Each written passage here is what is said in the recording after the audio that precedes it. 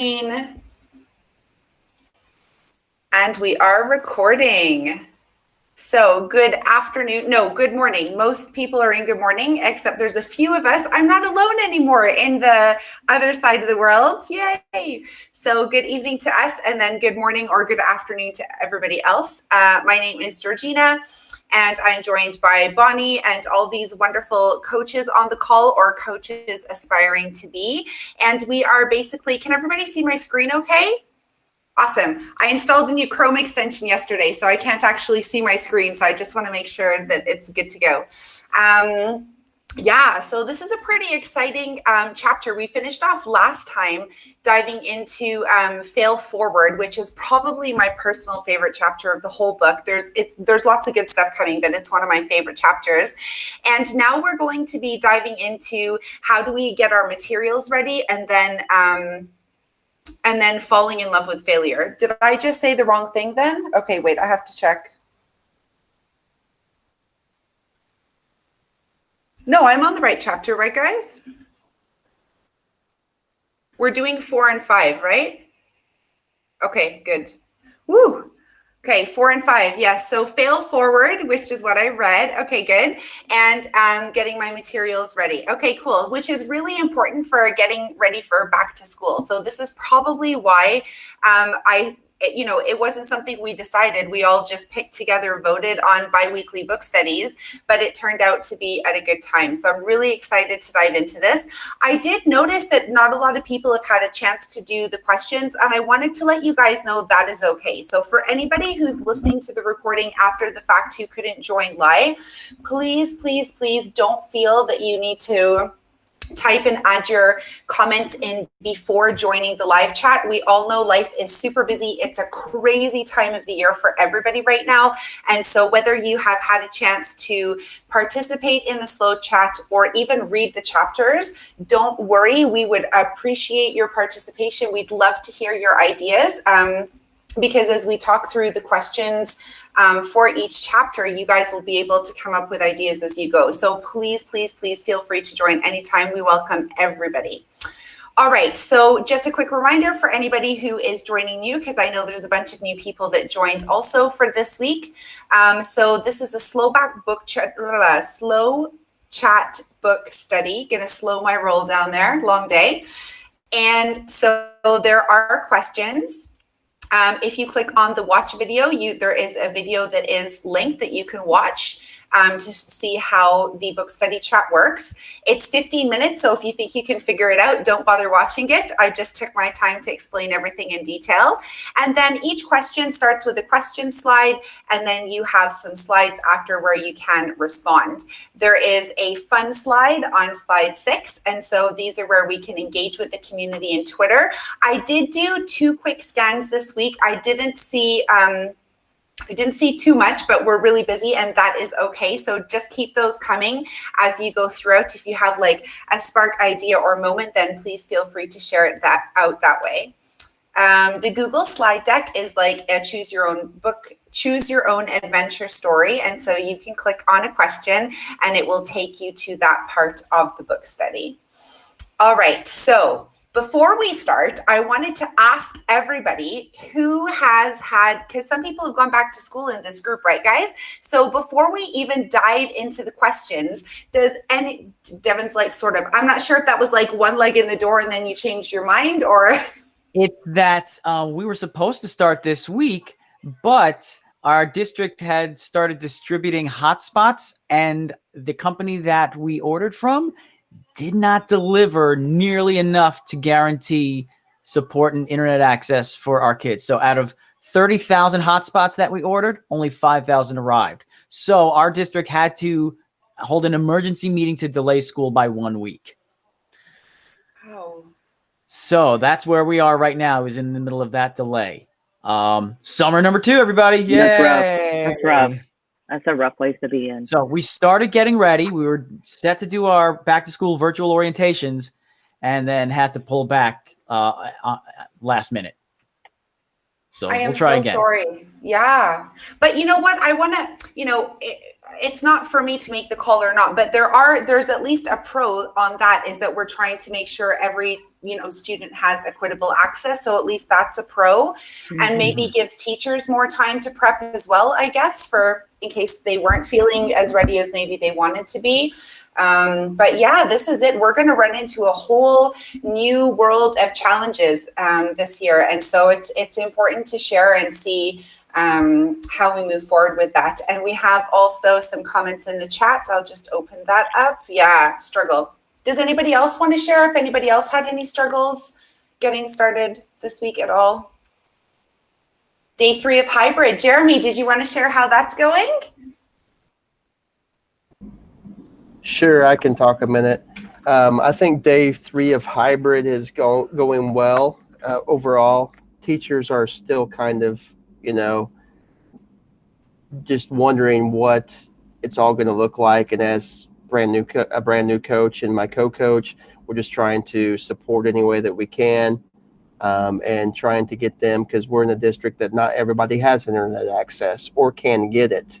So we're trying to work with teachers to create the best plan for their students. That is super awesome.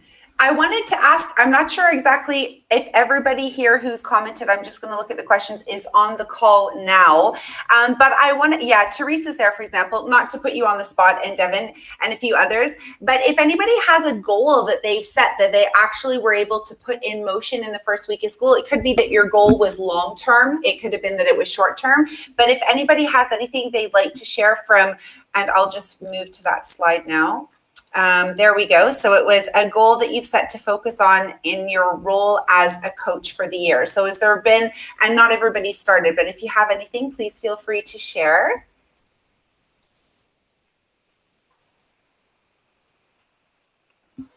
I think largely my goal this year is, so I'm only like part-time tech coach, and then I'm teaching full-time as well.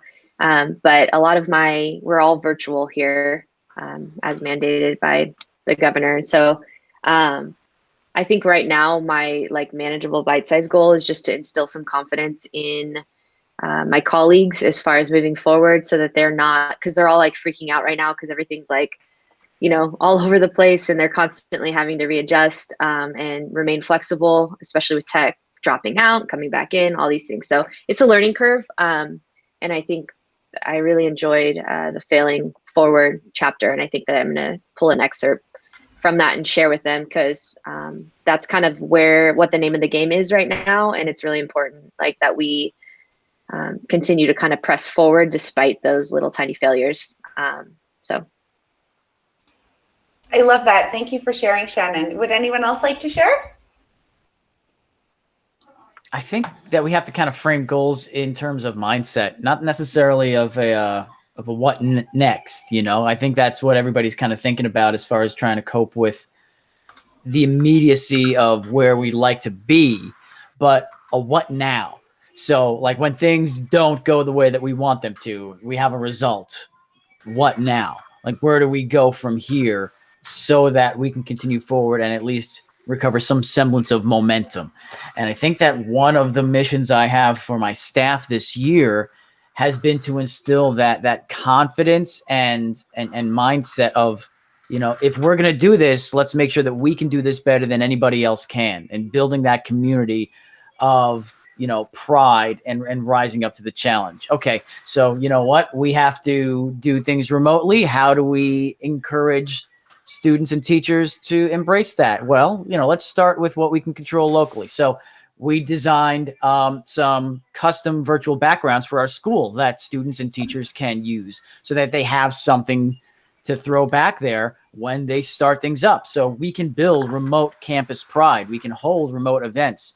We can try to adapt and model that resiliency that we want to empower our students with. And I think that's kind of my goal, aside from any sort of, academic goals that may be set that are out of my hands, because in reality, any type of data is already going to tell us what we're already going to know. A friend of mine, my coworker, and I, we got this little idea, and I really, it is one of my goals to start. We do a lot of PD on pedagogy and stuff, and I mean that's hard. And we wanted to have a cycle, a fun place, because I know what, regardless of which side of the debate you're on, like Bitmoji classrooms are a thing.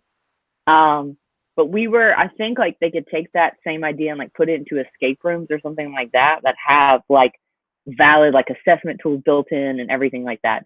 And so we are gonna make like an escape room club and meet once a month. And honestly, I think teachers are gonna take it over. I think we're just gonna have to provide like the marketing and the background. But I wanna like, that's something I want to do this year, is help people like find their joy and like remember that they like this job.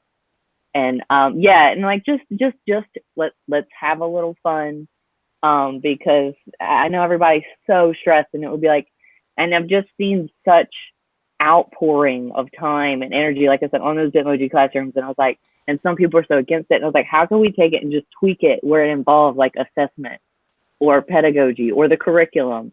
And I think if we just kind of geared it towards like escape rooms or like interactive things that in, not just, like I said, like the 2D Bitmoji, but more like you said, like your choose your own adventure idea and stuff like that. Badging system, bam, exactly. We want to make some badges. You read my mind. I just want to find some joy projects for teachers this year. That's me. That's my goal. I love it. Joy, happiness, googliness. Yay. That makes Georgina very happy. Anyone else? Awesome. Go ahead, Devin. I see ya. I think it's that idea. I keep hearing the words overwhelmed. I heard that quite a bit from my son's kindergarten teacher. He's starting kindergarten next week. And so he goes to a school. There's 2 kindergarten classes. It's in our district. And the 2 teachers there are some of like the go-to teachers that we have to offer for that level. And because they're going digital, they're very overwhelmed and unnerved by the sense that they're uncertain that a lot of the students are going to be able to interact with a lot of the tools of remote learning. And so they actually like reached out to me to see if we could put together a video of how to navigate Google Classroom and turn in work for kindergartens, for littles. And so the idea came to me to bring my son in on that, put him on camera as kind of a way to reach out and build that sense of classroom community. And so like he helped me model. We kind of shared the screencast on how to do this, just a short little 2.5-minute video, shared it with the teachers. And his teacher called me in tears saying that like this was going to be the first night she was going to be able to sleep well, because she needed to see that a child of his age could take part in what they had set up. And so I think that the more that we communicate to students and to teachers that everybody is learning and everybody is sharing, to build that community is going to do so much as far as building relationships and understanding. And I'm really excited to see what comes from that when things do open back up and we are back on campus. The sense that, as a student, you don't have just a teacher to go to. You have an entire community that you can reach out to, and you have somebody who will be able to support you because of this experience. Yeah, my daughter's in a hybrid setting. I know, Jeremy, you said you guys were doing it. And I know the tech person, she should be, her name is Nikki. She's around all the time, but I know they're the tech person in her district, and she's always texting me acting like, the whole place is on fire. And I was like, honestly, Sadie's fine. Like everything's fine. They made a common structure for Google Classroom. Like teachers across the district all have to use the same structure, which totally makes sense. So I look at all my daughter's Google Classrooms. They all look the same. They're very similar. It's organized by date. Like I think too, we need to help people remember they're doing better than they think they are. Like Devin's kids teacher. Like you're doing all right. You got this. Like take a breath. I do. I think there's a lot of panic, but I think it's because there's no foundation. So say you become the best online teacher in the world. Next week we might go back face to face. Nobody knows. And I think that's what a lot of the people are worried about too. I think you framed it really interestingly. Everybody's looking for the experts without realizing that everybody is the expert. Yes. That's right now. the new norm. Yes. Yes. I don't know if you all have the nod reactions. Melissa did raise her hand. I see it. I was going to call her. Okay. I just didn't want it. Yeah. Thank you, that's Georgina. cool. No, I didn't want to interrupt either. Thank I you just for wasn't raising your sure if we hand, all had Karen. it. I love that feature. I don't know if everyone had the feature, but if you want to use it, feel free. And if not, just feel free. But yeah, Melissa's got her hand raised. So let's give her the floor. Go ahead. I'm so sorry, Melissa. No, it's fine. I'm just sitting here listening to you guys, and I'm like, I have zero experience compared to these people, and I've been doing this for 4 years. And it's like, you guys sound so amazing. But it kind of, some of the things I heard y'all saying, you can hear me okay? Yep. I love that you said y'all. I'm the only person it looked like you were pointing to your ears. I like that you said it. You guys just seem to flow, one person and then the next person. There's no interrupting. So I thought, okay, I think I'm doing something. Make sure I raise my hand. Anyway, so when I listed one of my goals, I listed about encouraging teachers to persevere. And I've heard, like you mentioned, the overwhelm. I've heard it a lot, and I'm hearing it when they are comparing themselves to other teachers. Oh, so-and-so is the real techie one. I'm so overwhelmed. She's got it all together. Oh, I've got all this going on and I'm so overwhelmed, but she's got this and he's got this. And so I've been, with the two that I've been working closely with recently, I've just kind of reminded them, hey, think about where you were last year. You didn't know how to do it. You've now made a Google form. You've now, done this survey. You're now connecting with your kids in a way that you've never done it before. I said, look at you go. And I've been trying to celebrate those things, because they start kind of tearing themselves down with where they're not where they think they should be. And, like you mentioned, I have told them, you don't have to have a Bitmoji classroom. Well, it's fun and everybody else is doing it. Okay, if your team has decided they're doing it, then rely on them and say, hey guys, I am a team player and I want to do what you want to do, but I'm struggling. And she's like, you're right. And I said, and don't compare yourself to them.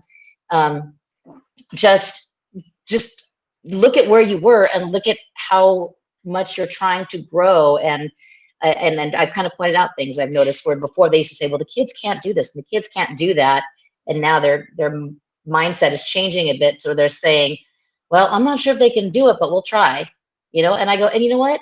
It could be amazing, or it could totally blow up in your face. Yeah. And then you tell the kids, well, that was a disaster. Okay, now let's, what can we do? And get them involved and say, okay, so how can we make this better? And it doesn't matter if they're 5 or, 15, they can still give some suggestions. Even if they say, well, let's eat pizza while we do it. Okay, well, maybe that'll work. Who knows? But anyway, but just I feel like I'm trying to just reduce that stress level for them. And usually they leave me going, okay, I feel so much better. So that's like, okay, good. That's a lot of cheerleading. Yeah. A lot of cheerleading. And I think that's important. Like I said, I think people are doing things right.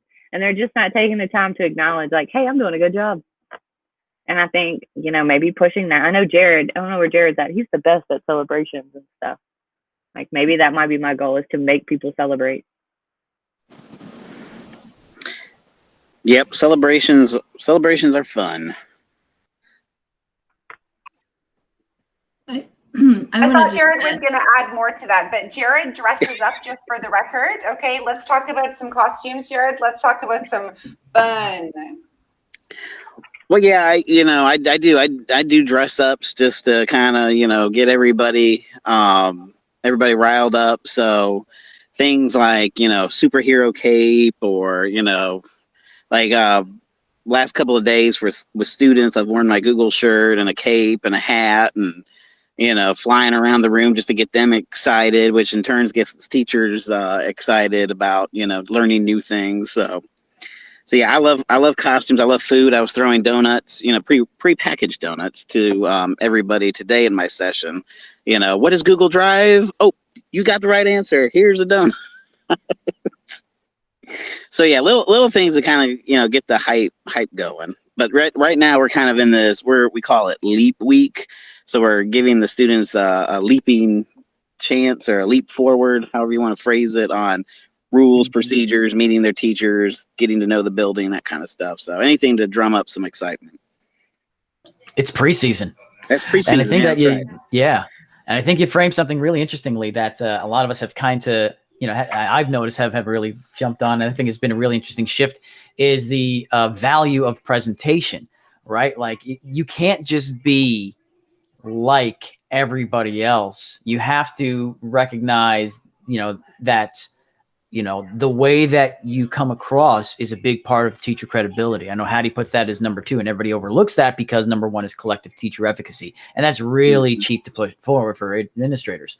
But the idea that the way that you kind of design this experience is really fascinating. And, you know, a really unique approach to this. I found I've kind of stepped out of education to explore this and look at kind of the space of like conferences and those who build these virtual experiences for a living. And there's a great excerpt. I'll put her name in the chat. Her name is Jenny Sauer Klein, and she does wonderful videos on YouTube about how to create and design experiences that are engaging and personable. And I think that that's kind of the space that we find ourselves in pedagogically. It's not really even about the technology. It's how do we value and how do we get our students to value the time and an opportunity to sit with us and feel like they're a part of something bigger than themselves. And so that's a really interesting space I'm kind of exploring, and I want to learn to dig into a little bit more. But, you know, I love that idea. Like, I think I've had more questions from teachers about, you know, home setups. Like, how do you, like, you know, where do I get a good microphone, or lighting ideas? How do I make it look professional? And I think that that is something that, you know, maybe didn't exist in classroom design or physical layout before, that now more and more educators are starting to see that they'll be able to take back into their room full time. I love it. And we have linked in. Shannon was on it, and she linked in a video that you shouted out, Devin. And so I'm kind of adding also notes to the bottom of the slides, which I think I forgot to announce during the last book study. But if you guys take a look, if you just move your slide up a bit, I've been taking notes of what you guys have been saying, which add to it. So the speaker notes could be like what we shared as a collaborative discussion together, and then the notes in the slide can be your independent thoughts and collaboration. So well done there. And Devin actually very nicely moved us on to question number 1. So let's just fill that in with some other ideas. See, Devin's got it. Yeah. So basically, it was just taking a look at those 5 pieces of advice that Megara had laid out in that chapter, and what are some strategies to power up the classroom. So we've already shared quite a few. I added Devin's to the bottom, and how might you use that advice to then build up your, it's called a coaching supply list, but we can look at it from 2 angles, right? It can be like your coaching list is helping your teachers build their list for back to school as well. So whatever you guys feel you'd like to share. But I think a really nice opportunity will be to focus on the DIY so that we can make sure everybody is able to participate equitably. So let's see, would anybody like to share? We had a couple comments in the Google slide deck. Feel free to chime in.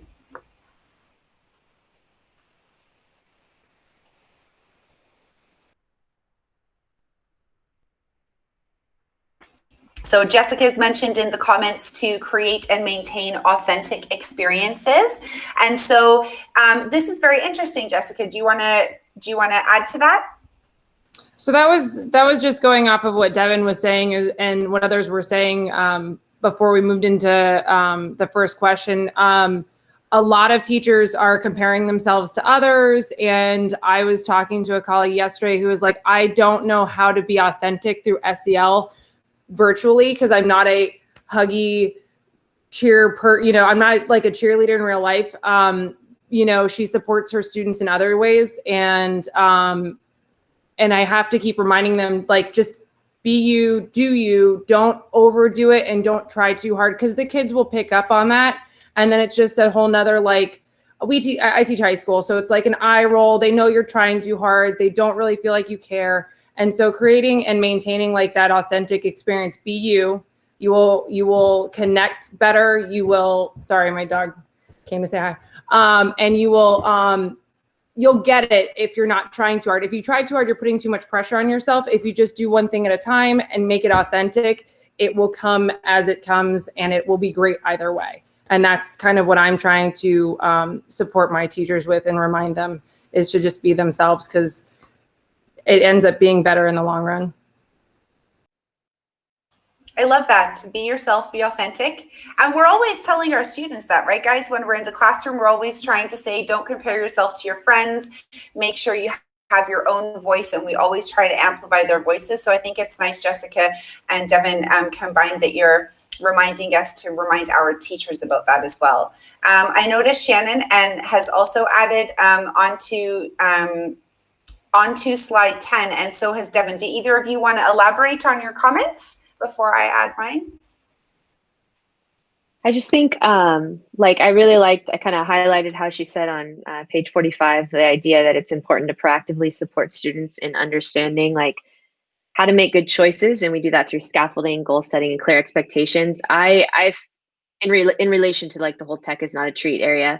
And I feel like that's really, truly so much, it's always been important, but it's so much more important now, because there isn't the proximity monitoring, at least in my world, because we're all virtual.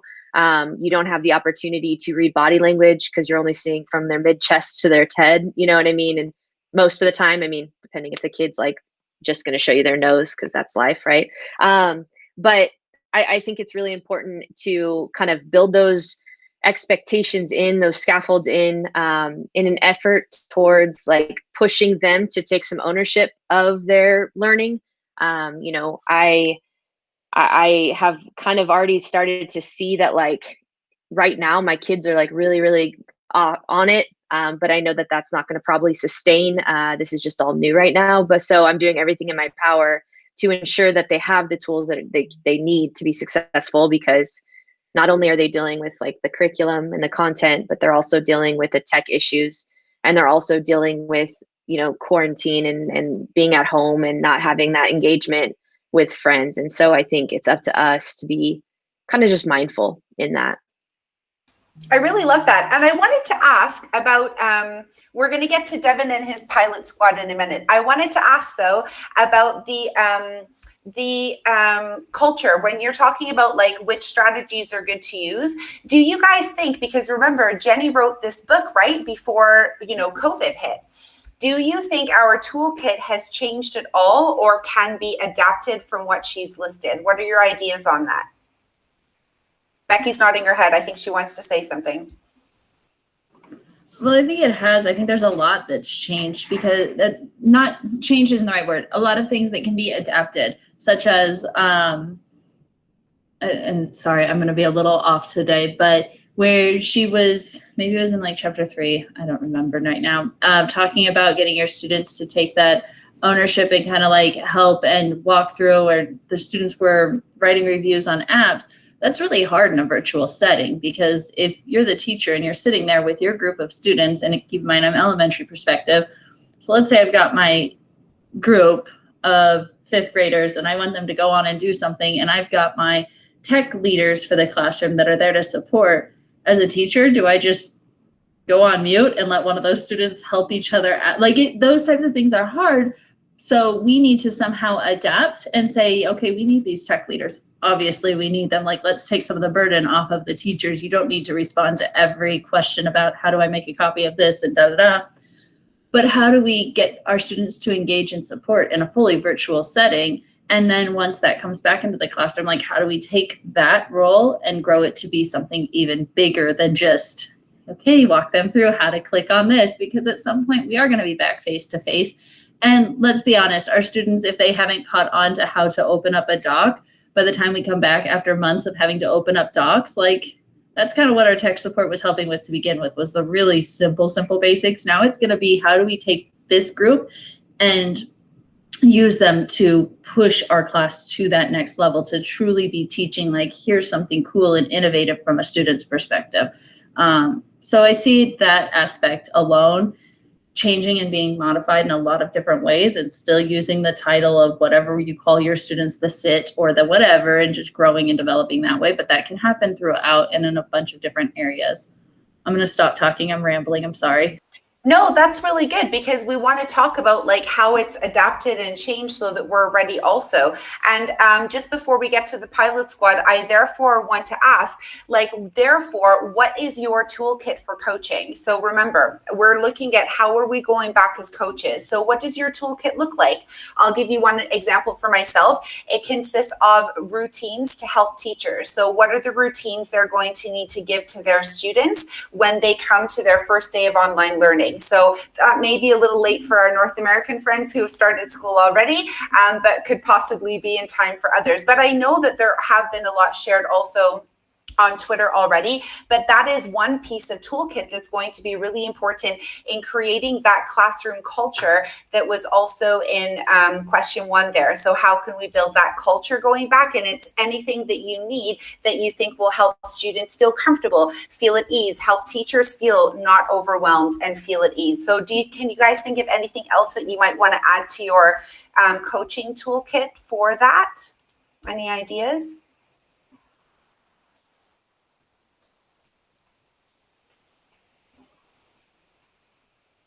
We were kind of chatting in the chat. I think like tutorial videos, screen recordings, really drawing upon those skills, because we have a site of 100 teachers, and there's 2 of us that are tech coaches that are trying to help everybody out, but I can't literally be on a Zoom call for every single person. And so Loom has become like my best friend, because it allows you to like not only screen record, but you can use your little picture to guide people wherever you want them to go in the screen. And so I think that is like going to be a new tool, because sometimes, not even though it's not ideal and you're not necessarily face to face or via a Zoom or a Meet or whatever, you can give them those quick kind of answers and then follow up later on. And then Teresa mentioned, maybe she could speak to it, the idea of like students taking ownership and creating those videos as well. I think that's great. Yes, let us know, Teresa, because I think that ties in nicely to Devin's pilot squad after that. Yeah, I mean, it was just kind of a like thinking out loud, but maybe that would be a really good way to give the kids the ownership. Because I've often had like kids in class who will be tech support or things like that, but that might be a way that they could still offer that skill, but yet it's not like whoever said before, you're suddenly going on mute and letting the kids take over. If they could create those tutorial videos asynchronously and then have that as a resource for their classmates.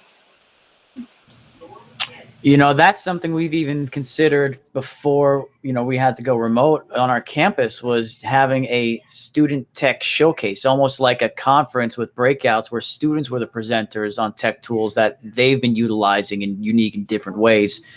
Because the audience for that wouldn't just be other students, it'd be other teachers as well.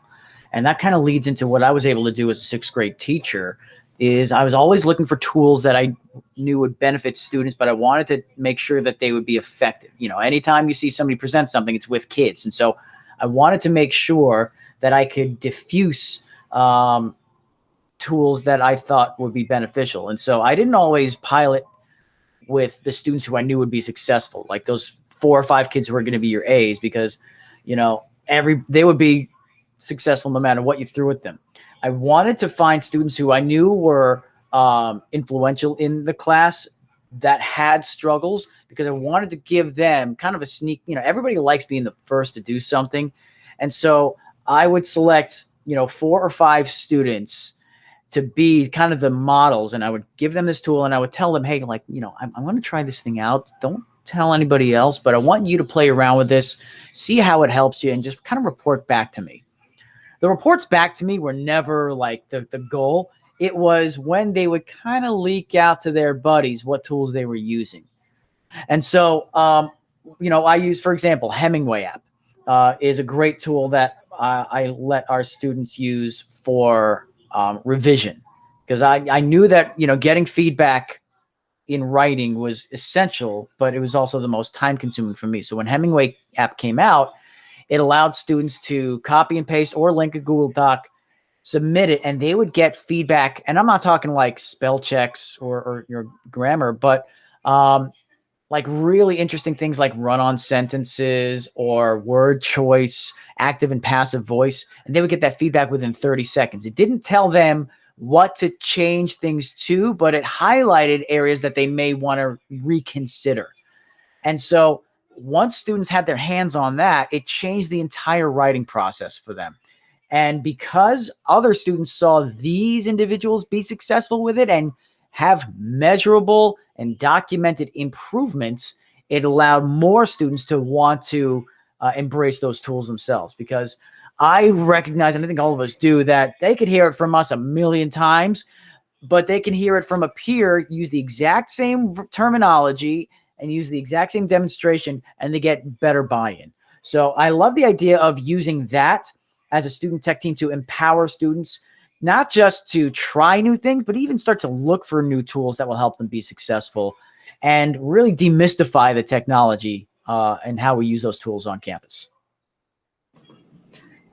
I threw this in the chat, but Devin, I've been using that same mindset this year with teachers. And when I'm working with teachers, my focus has not been to find the teachers who are the greatest at technology. Like I was sharing with some of you, we got all new devices this year and devices I've never used. And so instead of finding the teachers that are the most tech savvy to say, let's troubleshoot and figure out the best way to utilize our new smart boards and our new all of this for hybrid teaching, and then we'll create a video and put it out there. Instead, I went to this group of teachers that I know tech isn't their favorite, but they have voice and they have an influence across the district. And it was like, let's meet. And so now we have weekly meetings together. They're taking full ownership of this, and like teachers listen to them better than they listen to me sometimes, even though I'm also just a teacher on special assignment. But I've definitely heard the term, well, I'm not at Becky's googly level.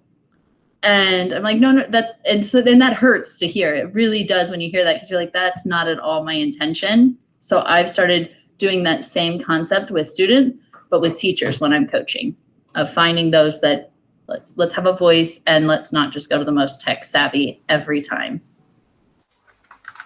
I love that. And I like the fact that you're empowering new voices and voices that are then going to also amplify those that are tech savvy. I think it's going to bring everybody together. I like the way you've closed that gap, Becky. So thank you for sharing. Just for time, guys, let's move on to the next question, if that's okay. But please continue to share in the chat if there's anything that you'd like to add on to that as well. We have touched on it a bit, and I know Shannon's lovely elaboration also touched on to tech is not a treat, but I wanted to save that question for its own, because I just continue to see, even in this decade, that there are a lot of teachers still saying like, oh, you made a poor digital citizenship choice, let's take away your iPad for the lesson. And I'm like, so I wanted to talk about how we can help also demystify that, and how is it not, how can we give the digital tool just as much value as the pencil tool? Because I truly believe that analog and digital have a balance. That's the whole behind of blended learning, right, guys? And so we're never, as ed tech leaders and coaches, ever trying to say, let's take away the pencil, but at the same time, we're also saying, let's not take away that digital asset as well. So what are your thoughts on that? I have seen some comments, but wanted to leave it open to the floor to anyone who hasn't participated or who would like to elaborate on their ideas. No, but that's such a valid point, and we're struggling that right now with students who have made bad choices on Google Meet and stuff, and the initial response is always like, well, deactivate their account. Okay, well, and it tends to be an overlap between the kids who need the most help almost, and the kids who are making the poor decisions. And so that is something, and I'm gonna stop talking because I want to hear y'all's answer, because I need an answer to this problem. So I'm all ears. Go ahead, Jessica. I'll hop in. I really feel like preemptive management of what kids are doing is really a way to try and get them to not misuse it in the first place. So part of the question was creation apps versus, creation versus content. And so am I sitting there and I'm just assigning digital worksheet after digital worksheet and talking at them and things like that? Or am I designing interactive, engaging content where if they're busy doing what I want them to do because it's engaging, they're not misusing or doing something else, watching football highlights or on another website or whatever. So I really feel like being preemptive and planning quality, engaging, content-related curriculum and activities can help mitigate that before it even happens. And then after it happens is just, because it will, no matter what, instead of taking it away, really just like monitoring, reinforcement, positive redirection, and positive reinforcement, because that's what we're always told and that's what works. Shaming them, taking things away, all of that, it doesn't always work. Usually they're just stuck. And when you have 30 kids in class, you can't get to them. So they're going to do something else while they're like waiting, and they forget to ask for help, or they forget what they were doing and they're having more fun with whatever they're doing. So providing help and support, positive feedback, positive reinforcement, and pre-planning, I think, is really the best ways to avoid, misuse in the first place. But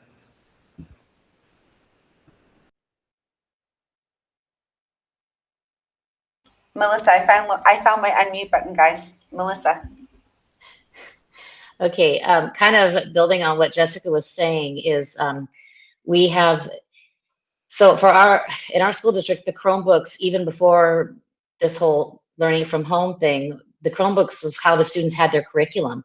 They did have textbooks in the classroom, but a lot of our content is online. So really taking away the Chromebook is not an option, because now you're taking the students' curriculum away from them, and you can't do that. So some of the suggestions for kind of keeping them engaged, we used to hear from our admin all the time, oh, well, if the students are misbehaving, it's because you're not engaging them. And to hear that as a teacher, it's like, constantly hearing, well, you're not engaging him, you're not engaging him. It was really frustrating. And it's like, but I'm standing on my head and I'm dancing around the room and I'm letting them work together. But I was reading an article or an email or something from Alice Keeler, and she was talking about why students play video games is because they get, they start off on a low level and they get successful, and then they do something else, they get successful. Why do kids act up sometimes? Because they don't feel successful. And if we can give them little moments of wins and wins and wins and wins. So one suggestion I was literally talking to a teacher yesterday who was like, how do I keep them engaged? And I'm spending all my time troubleshooting tech. And I said, well, why don't you do the tech thing together? They're in 4th grade. They may or may not have, familiarity with Google Slides. So for your synchronous time, Johnny, you're always going to be slide 13. Whenever we do something, you're going to be slide 13. And Alice, you're always going to be slide 8. Every time we do something. Okay, guys, we are going to use the shape tool, and we're going to draw a circle with a shape tool. And I'm going to show you right here. I just kind of hover over things. Here's all your menu for things you might want to do, and then model a shape. Okay, now you draw a shape. So everybody, you can see it on the slide deck, like we can see everybody else's work here. You can see who's working, who's not. And I can say, whoever's on slide 11, oh, Michael, are you having trouble finding the shape tool? It's the little circle with the square. And you can give that feedback immediately so that they're successful. Okay, now color the shape tool. Okay, now add your favorite food. Now add the picture of the food you hate the most or whatever. And you're teaching them how to use all the tools in slides so that later on, when you do want them to actually create something for their work, they're already familiar with the tools, so you're not bogged down with the tech bits, and they've felt successful, so there is a buy-in to doing those activities. So, but I haven't been invited into that meeting where the teacher's actually done it yet, so I have no idea how it works. It sounds great, though, in practice, or in theory. You bring up a really interesting point, Melissa, about the appeal of video games. And it's easy to forget that video games are very rigidly designed with a purpose and a goal in mind. There's a great video. I want to see if I can find it and put it in the chat, where a set of journalists do an experience interview with Shigeru Miyamoto. He's the guy that created and designed Super Mario Brothers, and they play level 1-1 together with him. And everybody in this room, I think, has played that level to start off, the first level of Super Mario Brothers. And so he walks you through like the whole point. Okay, like just talk through the experience. Okay, I'm just standing there. I'm going to try to move around. I can go forwards. I can go left. I can go right. Oh, I can't go left anymore. It won't let me go back. So I guess I have to just keep going forward. Oh, there's this creeping little dude coming along my way. I got to do something. Let me push some of these buttons. Oh, I can jump. Okay. All right, I can jump over. Oh, I landed on him. Oh, it crushed. Oh, he's flattened. but okay, I think there was a little ding. I guess I got some points for that. There's a box with a question mark. I should do something with this. Let me see if I can. Oh, something came out of that. So every little step along the way is designed for you to understand more and more about what you're supposed to do. It did come with a manual, but nobody read the manual. You learned by doing. And so as you go further along in the level, they ask Miyamoto through an interpreter. So at what point during the development of this game did you design this level? Was this like the first thing that you designed and put together? He goes, oh, absolutely no. This was the very last thing that we put together. This level was the last part because we needed to understand what we wanted our players to know how to do. And so we started at the end. The very first thing we did was the very last level. But how are we going to get players there? And it was a wonderful case study in an overlooked part of planning, and that's backwards mapping. I think that a lot of teachers are so focused on how are we going to engage students that we overlook how are we going to get kids to where we want them to be. And what we have right now is a shift in how we design those experiences. However, we still have the opportunity to keep in mind where we want students to go. And I think bringing in that mindset of, game theory and game design is going to be a really helpful component in helping our teachers design those experiences. I love that. And I absolutely agree. The whole idea also of the candle of curiosity, how do our younger learners learn?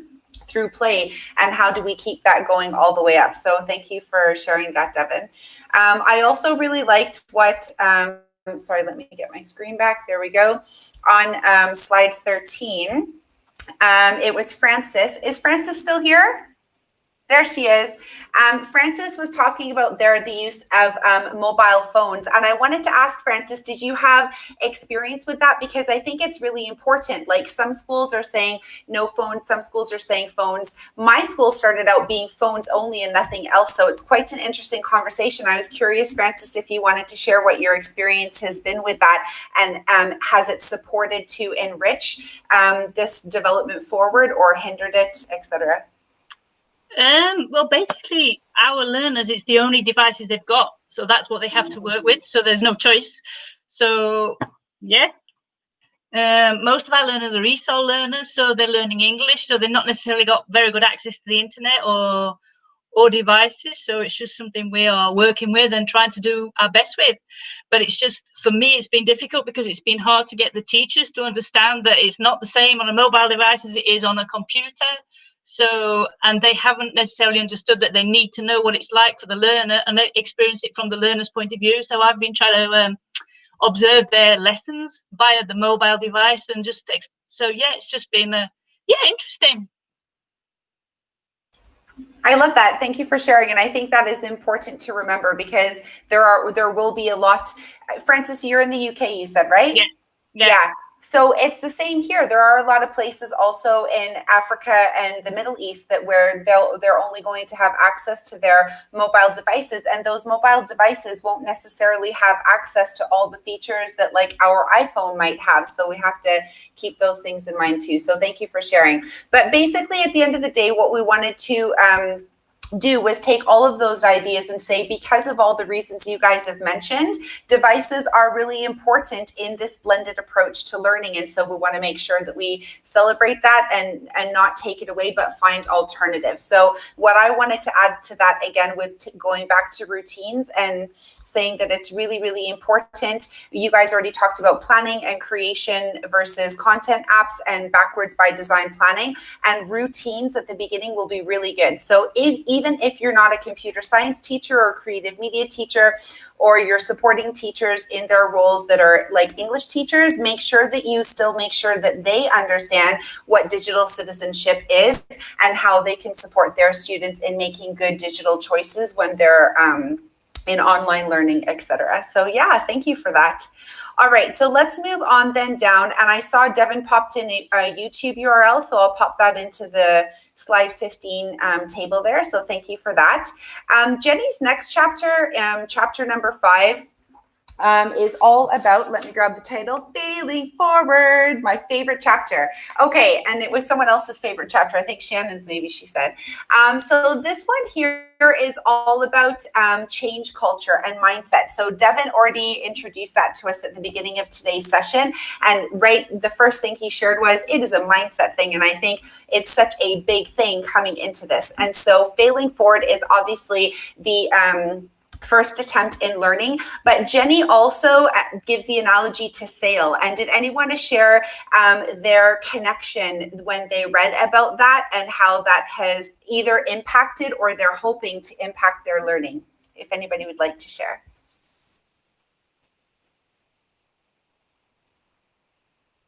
We have some nice comments that I can go to. I just want to give everyone a chance.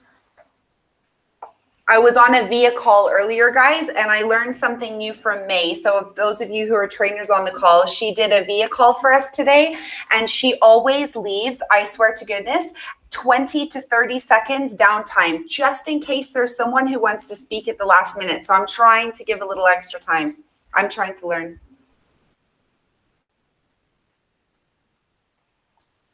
So, okay, I'll speak up. I did love this chapter. I read it and I was like, holy crap, this is my life right now. Like, I feel it on a deep, deep level.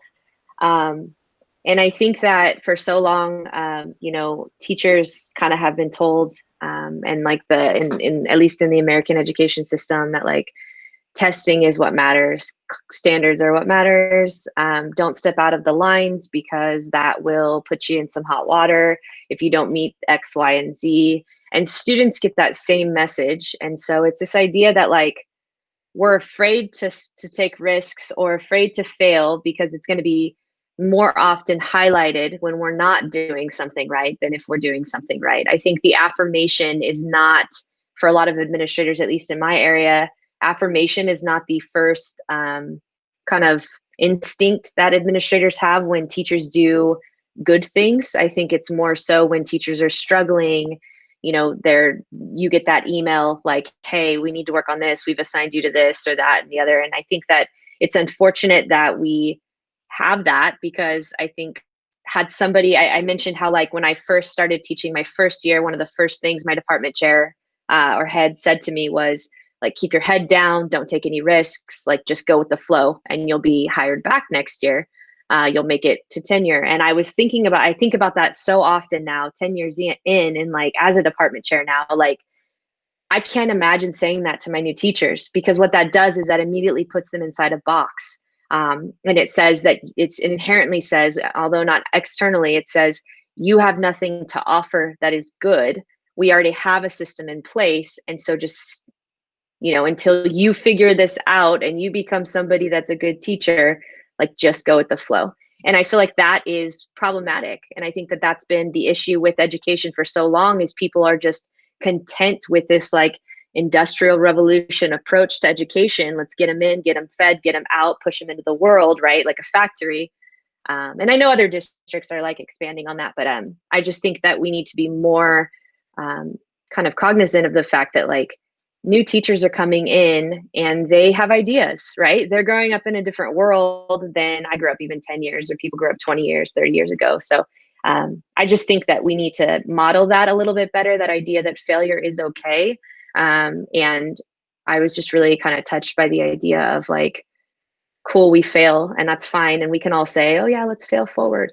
But ultimately, it's really what happens after that failure, the like sail part, the next iteration that really needs to be worked on. At least personally, I need to kind of be more mindful and reflective about what are my next steps once I do feel like I maybe did not do so well, because that seems to be the name of the game these days. So just 2 cents. I don't know. I like the idea of failing forward, and I'm hoping that I can model that so that my students ultimately can assume that practice as well. You are doing awesome. I just want to give a big shout out. And I really loved what you said there about this industrialized approach to education. And I totally agree. And I hadn't thought of it in that terminology before, but I wrote it down. Thank you for sharing that, Shannon. And hats off to you for your fail forward attitude. Melissa had her hand raised, and Becky's giving you a shout out too, Shannon. Melissa?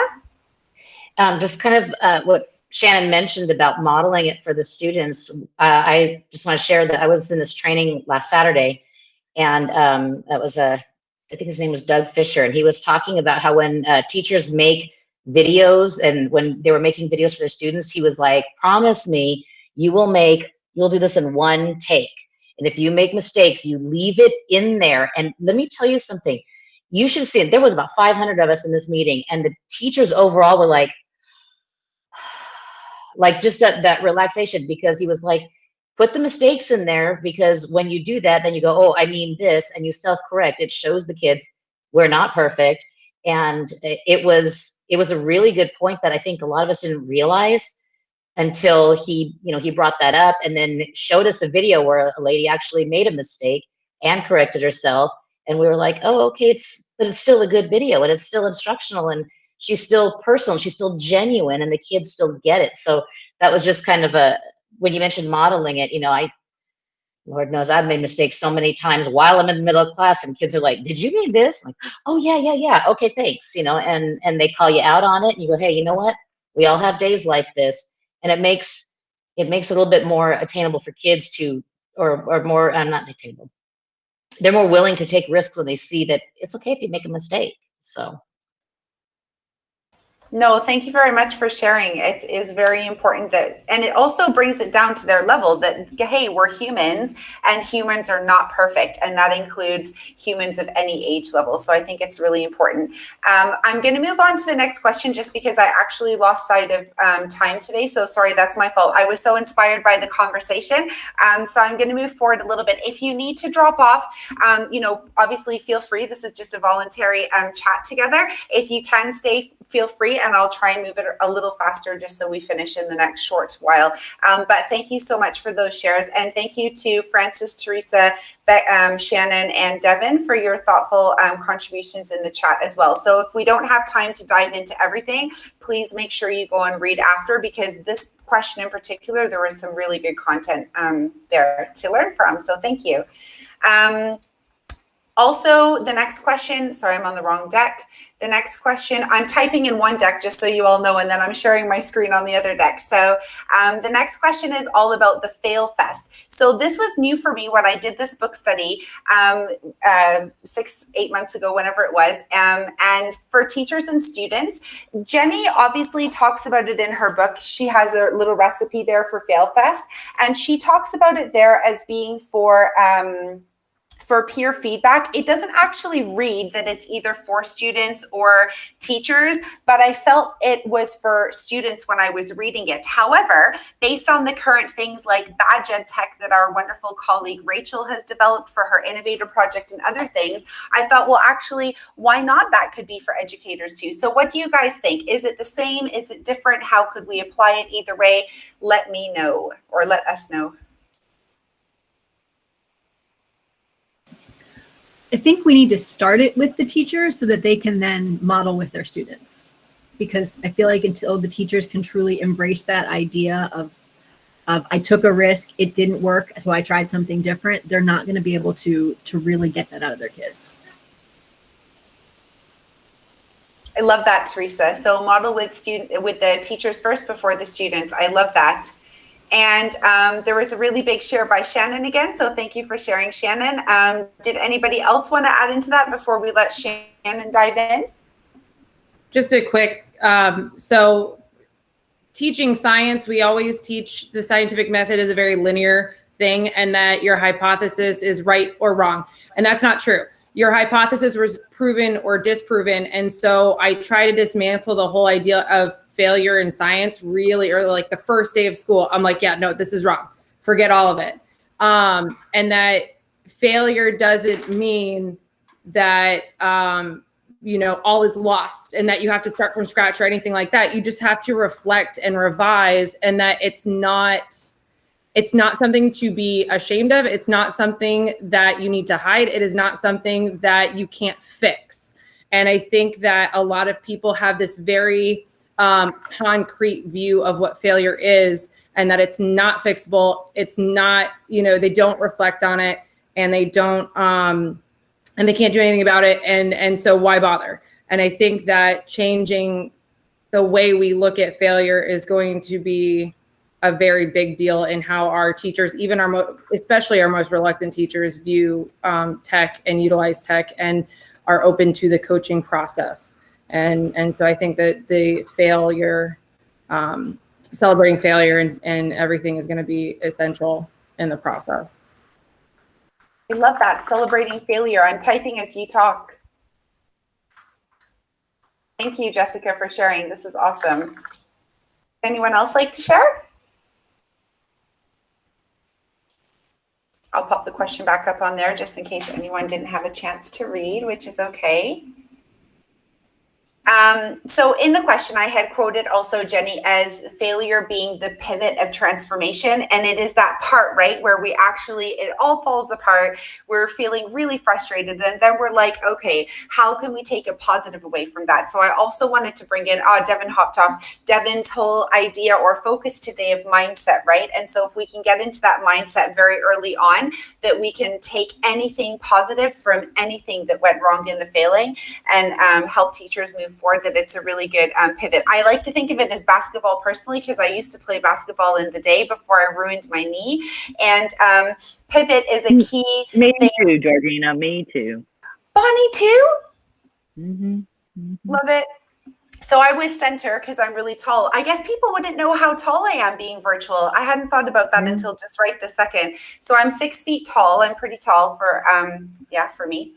And basically, so I played center position, and you pivot. You basically live under the net, and the key is your house, and you basically protect the net from getting scored on. So it's just very interesting to think of it like that. So always try also to pick out analogies. Remember in earlier chapters when we had our book studies together, we were talking about getting to know our staff so that we could meet them on their level to help them pick out and build their challenges, right? Their TIEPs. And so things like that will also help you in this area. The more you get to know your colleagues, the same as the more we get to know our students, the more we can help them progress as well. So that was the idea there. I don't want to keep anyone on too much longer, so I will pop on to the next question. And Shannon, did you want to mention anything though about what you wrote there? It's really nice. Shannon's going no. Okay. So we're on question 4. Yeah. I think I pretty much kind of talked about like the idea of like, taking risks and modeling that and like figuring out the next course of action and such. And so I really liked like what Teresa said about like this environment where it's like safe. And I'm curious, like, how are you creating that safe environment at your site to ensure that teachers are willing to kind of pivot in those moments? Yay, Teresa, go ahead. Well, I mean, unfortunately, I'm just the music teacher, so I don't have a lot of, I don't get to create much of an environment. Just a music teacher is terrible, Teresa. You are a music teacher. Oh, just about it. So that's, anyways. So, but I think our administration has done a good job of, so Devin said earlier, building the plane as we fly it. That's actually been my school's motto for the last year. We started a year ago, and we were building our plane the whole year. And then COVID happened, and like our plane fell into the ocean, and but we've always had that kind of, that feeling of we're all just trying things and everybody is just doing their best. And the administration has really set up a good environment where we don't feel like anything is ever a failure. It's just, we're trying something and then seeing what happens and then making a pivot. And so I think it really has to come from the top down. And at least that's what the experience that I had this past year, because if it had been a different administration, ones who were just demanding the highest level of everything all the time, I don't think any of us would have been able to come back a second year because we would have been so stressed. But just the fact that our admin was able to be vulnerable, and I mean, and the number of times the principal cried in front of us and just, she said, "I'm stressed. I don't know what to do right now. What should we do?" And that was something that was really, really valuable. And I was with her yesterday, and she, pardon my language, but she used the word shit show like 6 times. But it just made me feel like, okay, it's not just me. Like, I'm not the only one who's feeling this. Like, she's feeling it too, and we're all gonna get through it. That's my story. I love that. And Bonnie's an administrator. And wasn't there another lovely lady on the chat last week? That's it. She's not Alexis. here. Yeah. Well, Bonnie, yeah. do you I want mean, it's to during add the on to day. that too? Yeah, in administration, I talk about top-down transformation a lot, and I think it's really, like I was an administrator, now I work at the district level, and I work a lot with alongside administration, and that is something I have to figure out this year is whether I want to go back to a school and be an administrator again, because that question has been asked a lot, so that's on my little to-do list is decide who you want to be, Bonnie. So but it's indicative, and it's really fascinating to me as somebody who gets to work a lot alongside a lot of administrations. You can see that, it's really obvious. Like the day COVID hit and they shut down schools, there was a guy his entire faculty is level 1 certified. He lives it. His whole faculty is already on a Google Classroom. He already communicates through A, B, and C on their website, and he had been doing all these things that we had been saying all along. So whenever we got up to present their plan for how they were about to handle, the shutdown and switching to virtual, his was done. He was like, oh, I know who doesn't have internet access already. How do you not know this about your school? And it was a great principals meeting to watch, because it's big fancy principals meetings where a bunch of people come. They all have to meet. They're a little competitive. It's tense. And he just laid it out. He's like, well, I've been doing all these things that our department has been telling us to do, using technology in a wise way. And you can tell through his school, nobody contacts me from his school with a silly question. It's always okay, I need this and this, and I want to, and I'm like, oh, okay, now I can work with it. So I think, like you said, creating that culture and at the top, it's really indicative from people standing outside. You can tell if a principal has built that into their teachers. I worked for the meanest principal in the whole world for 10 years. She was the meanest person ever. I feel the faculty joined together on fear. It's this fantastic faculty. But it was we were all joined together, knowing we worked for this really mean dictator. And it was just fact. Everybody knew this. She didn't mind you calling her that. She was a very mean one. But that generation of principal too has to go. She's retired. She can't be. And I've noticed a lot of retirements and stuff too. Principals are there's just gonna have to be a change in administration. I can talk about this all the day. Because one of my friends wants to be a principal, and I told her, I was like, you're gonna have to learn the tech. And she was like, why? And I said, because your resume, if you look at everybody else's, is gonna be the same. And if you know the stuff, right now, I know when you apply to a principal job in my district, the one question on there is about technology in education. Because right now, I mean, that's the issue. That's the hot button issue. It's very interesting you said that it is, because I've been at schools where it has been a lot. When I've had a leader, actually one of the heads at my last school is also a Google certified trainer. And so the tech was very much promoted. And then in other schools, it may not be the case, right? And so it's just a very interesting thing. But I did write in the chat, just to share with everybody, that we do need to remember that administrators are also going on their own journey, and it could be because of it. And sorry? Wouldn't want to be a principal right now. We're having to deal with a lot of issues about meat and kids bringing things they're doing at home onto the meat. It's a big mess. And I'm so glad I don't want to deal with it. I don't want to touch it.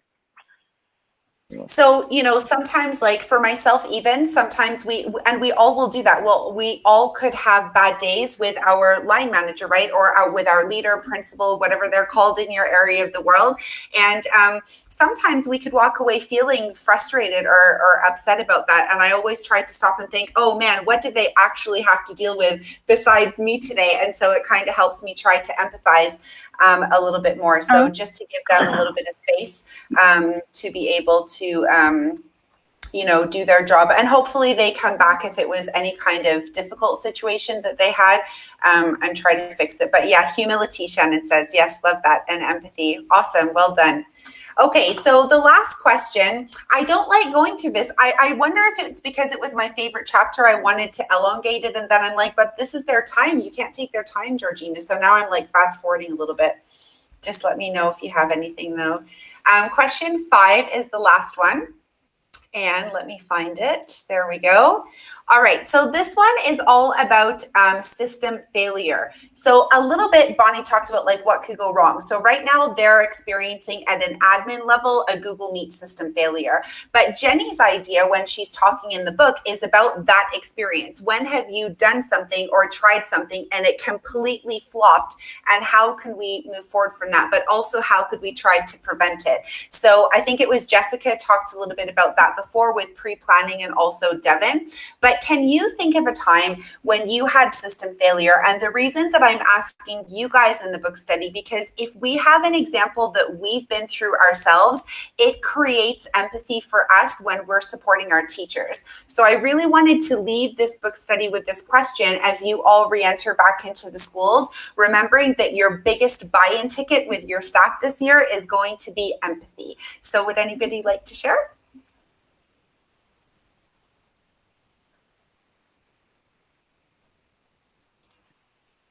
If Francis is still on the call, I'd like to, if I'm putting you on the spot, but if you want to talk, I think you hit the like nail on the head when you talked about like flexibility, planning versus spontaneity. And I'd love to hear your experience with that.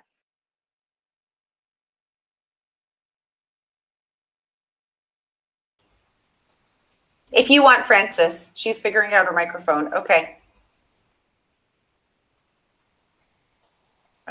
Let me see if I can unmute you. Oh, I'm not the event holder. Can you unmute her, Bonnie, maybe? It's okay, Francis, we got you. We're almost there. Yeah, sorry, I totally lost you. The question was about flexibility. So what, yeah, I mean, as educators, I think that's just what we have to be. It's about focusing on the learners, and you don't, like, generally, if I'm planning a course, I can't get any inspiration until I know the learners. So right up until the last minute, I'm just flexible until I know the learners, and then that inspires me to do whatever is best. And was it, I'm not sure which question we're on, actually. I guess I just put it back on the slide. Sorry, I try and hover between the question and the comment so people can read a bit, but yeah. So it's about the system failure. I can't remember what we were talking about. Being flexible, sorry. No, that's okay. No, you're fine. You talked about how like that idea of like balancing between like spending hours planning, and then sometimes like that spontaneity or that spontaneous shift, and how that like is a challenge. So I'm wondering, example, I'm not good at that. Yeah, often you'll get called in at the last minute to do a lesson, and you don't have time to stress over it or worry about it. And sometimes there's some of the best lessons that you do, and I don't know, you just let the learners go with it, and it's just a really good lesson. You feel really good afterwards. And I think encouraging people to feel confident will enable them to do that. So this year, I mean, it's my first year as a coach. As we went into lockdown, I became a coach. So it's all been about empathy, and well, like, it's my first time too. I don't know what I'm doing, but we'll all do it together. And every time I make a mistake, every training session that I've done, I've made mistakes and they've seen it. So every time they've made a mistake, I've just, I'm doing it every time. You see me every day, and that's kind of made them feel better. And that's how we've gone along with it, really. So, yeah. I really like that idea. And I think that it's important because then you can celebrate too, right? Like where you go from there. And so thank you for sharing. And Shannon also says modeling, and Jessica's husband is an admin, so she empathizes with him. Excellent. He's got a lovely wife to help him through that, Jessica. Congratulations. Yes. I wanted to share something. As you guys know, I don't participate in the chat, so y'all feel free to, engage. But I'm going to try something this year that I thought I would take the opportunity to share here. I think that it's important that teachers have the space to be able to know that they're not alone, but not necessarily they feel comfortable being in a space to share that with other people. And so I was thinking, I don't know if this is going to work, but this is a risk for myself this year. I was thinking to create a flip grid for my staff, but not something of sharing celebrations, as a flip grid of fail forwards where teachers could actually share, oh my gosh, this was awful and I need to dump it on the flip grid. I am going to dump it on the flip grid. And then not only can teachers walk away from the flip grid so they have released and let go, but then it's also a space for other teachers to go and say like, oh, I'm not alone. That happened to me last week. So I don't know what's going to happen with that space, and give me feedback if you think that's good or not. Shannon, okay, a few likes. Okay, I'm going to try. Talk to me. Let me know what you think. I'm totally going to go do that right now. I'm like writing it down so I don't forget, because I'm going to totally make one of those. Oh my goodness. Brilliant idea. Regina is going through the Innovator Academy right now though. And I believe that this is something she's been hearing a lot about, is like the fail bell. And how are they going to do the fail bell and No, I've never heard of the fail bell. Tell me, this was all my idea for writing the book, Okay. Bonnie, but tell me about the fail bell. At the Innovator Academy, when you're face to face, they have bells at everybody's table. And like when your idea goes, you're like, oh my God, what? This is terrible. You ring it, like celebrate your failure and throw it, like throw the idea away or pivot or whatever. So they have like a physical and everybody claps. Fail bell. That is super cool. They may have said it, just so y'all know, this Innovator is split up into like these 1 hour sessions instead of like a 3-day space. And so the calls go really quick, Bonnie. We're like here, there, and then it's done. And you're like, whoa, did we start already? So no, that's how it felt face to face. So I can't imagine virtual, because I know that's how it felt face to face. I may have felt that. But what do you guys think? Do you guys think that could have more of a positive effect? Like I had thought that maybe that teachers wouldn't want to take that up, but I'm hoping I have a couple of risk takers and see if it goes places. What do y'all think? I mean, you'll find out. Every staff has risk takers, so you may only get 5 at first, but eventually I feel like it'll grow. And so I want to call it my fail forward flip grid. That's cute. So many of you guys know Mel on Twitter, at Funguli.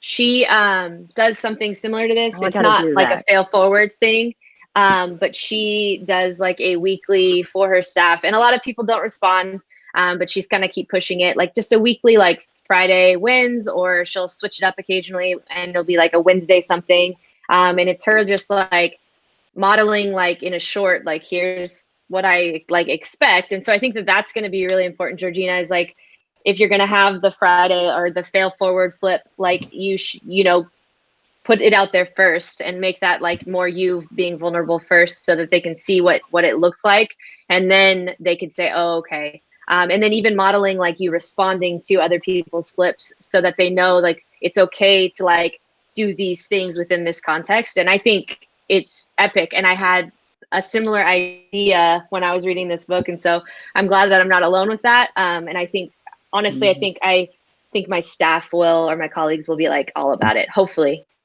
maybe I'm just too eager, but I'm just worried because, obviously, I'm just worried. I don't want it to become a whinge fest. I know Francis knows what that word means. It's like complaining in our culture. And so I don't want it to be a place where everybody goes and complains. And I want to set clear expectations that it's not a place to complain about other people, that it's just a place to literally dump your system fail and then move forward, basically. So I am conscientious that may happen. And so let's see how it goes. But I'll feed back to y'all and let you know. Or if you try it before me, yes, bring it to the table in 2 weeks. Yeah. Jessica has a good idea. She put like a win Wednesday. Like if you can contrast those two, so there's an opportunity, she put it in the chat, an opportunity to do both. So it's like, not only are we laying out the venting, but we're also being mindful of like the wins, the things that are working. So that's like that balance. I like that, Jessica. Good call. Thanks. And I also found over the last, since we all went virtual and stuff like that, the tech savvy and the people who are helping others, and the coaches are the ones who get highlighted more often by my district and by my, because they're out there, they're visible.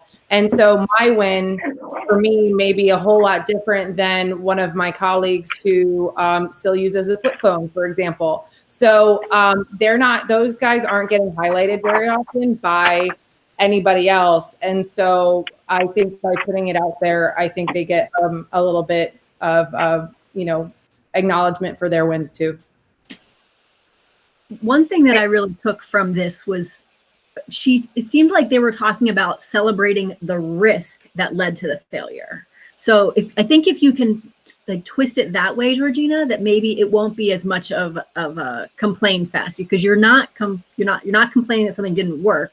You're celebrating the fact that you took that risk and then it didn't work.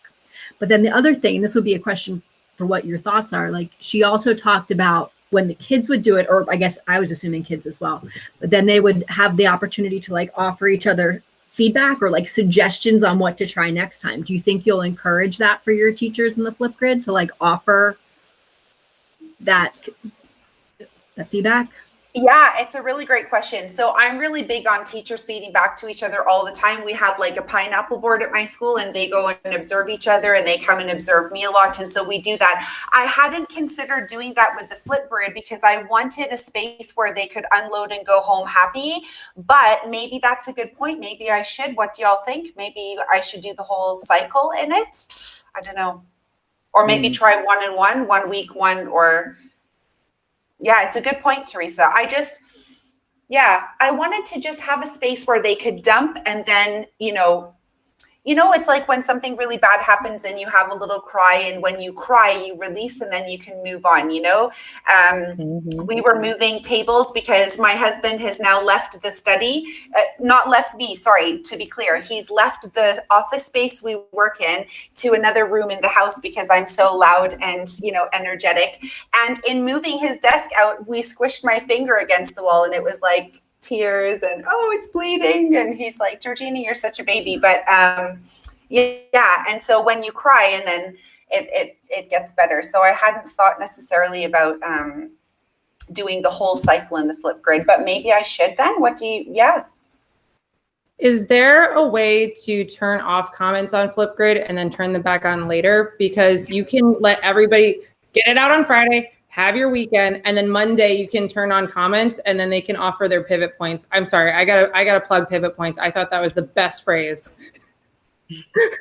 Have them offer pivot points on Monday, and if they want to, they can go back and look at the comments on their video. If they just wanted to get it out and leave it behind, they don't have to go look.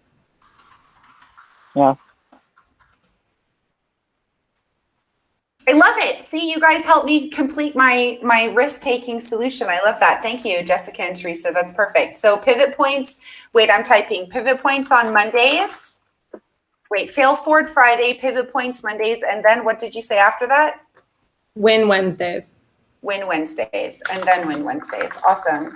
So it's a whole week cycle. I like it. Yay. Cool. Awesome. Okay, well, thank you for sharing, and thank you for helping me come up with the solution. And if anybody else tries that too, then we can feedback and share together. So we've gone quite over today, but I really enjoyed the conversation. So thank you for hanging out with me. I learned a lot from you guys. Yeah, brilliant.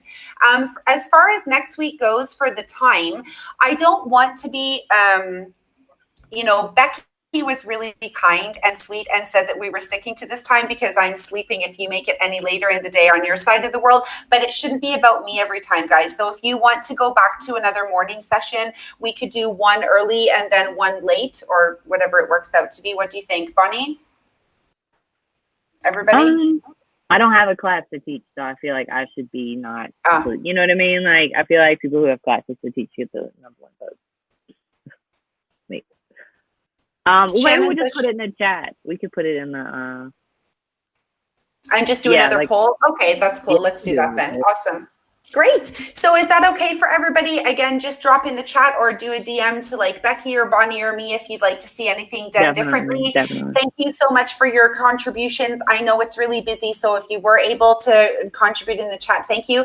And it's slow chat. That means it doesn't stop. So if you want to read the chapters after, because there's even new people joining, and then share in the chat after, please feel free to keep it going. And thank you guys for taking time with us today. We appreciate each of you so much, and I'm learning from y'all every week. So thank you so much for joining. Becky, Bonnie, sorry. Did you want to stop the recording then. Is that okay? I can do that. Cool. And happy back